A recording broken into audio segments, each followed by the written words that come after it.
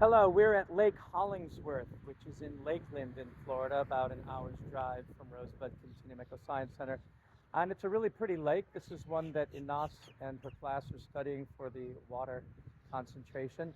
It has some pollution, but it's a nice recreation area. And we did see, in addition to roseate spoonbills and anhinga, lots of anhinga hanging out in the trees over there, and a whole bunch of shorebirds, waterbirds.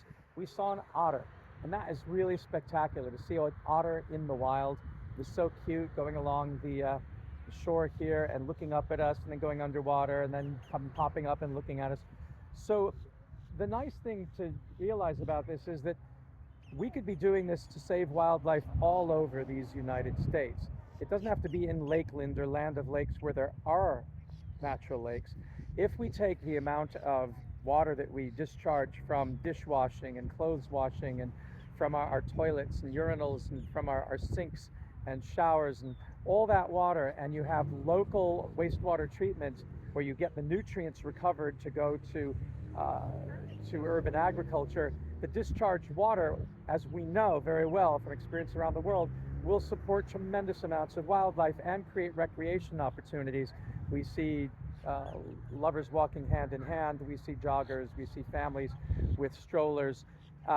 Obviously, water features are highly prized by humanity, so you wonder why, while people are worried about species extinction, biodiversity, and habitat loss, worried about pollution, worried about urban heat island effect, why we're not using all of the water that we bring into the city and the suburban environment and having local treatment and creating wildlife preserves. We need more of that. That's my feeling, my observation from today. Rainwater capture and cisterns obviously are needed. There's so much water that's just being wasted. They always talk about a water crisis, but these act as reservoirs. They are pumping water from here back up into the apartments and into the urban fabric here. But to see an otter was really something else. And then to see this huge amount of shorebirds that are here, and then people out there fishing, and what hunger? Why?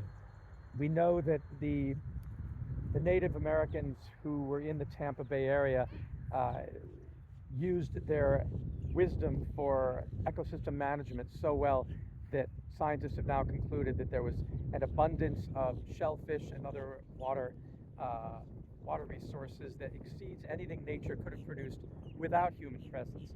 But the European descendants come here with their extractive, colonialist, imperialist, dominant tendencies, and the more humans there are, the less wildlife, the less wilderness, the less habitat there is, and that's just a mind, it's a mental shift that needs to happen. To go back to these indigenous wisdoms that come from all over the world, that the more people, the more abundance of resources, not the less. And water is that key feature. So I just wanted to comment on that we really could be creating these wonderful recreational and habitat opportunities.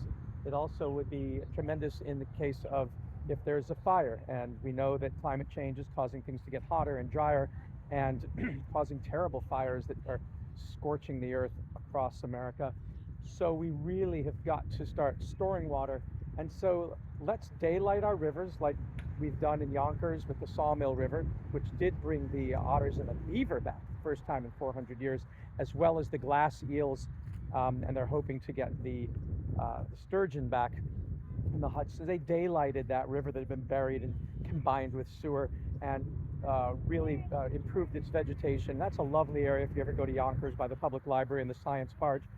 So daylighting rivers, using water discharge to create artificial wetlands, and then letting nature take over again. There's a roseate spoonbill, in fact, right there. How beautiful, huh? So we'll end there with this beautiful bird, a symbol of hope. So that is, hello there, fella. So this is what we want the future to be for our children. What do you think, Nye? Pretty, huh? Yeah.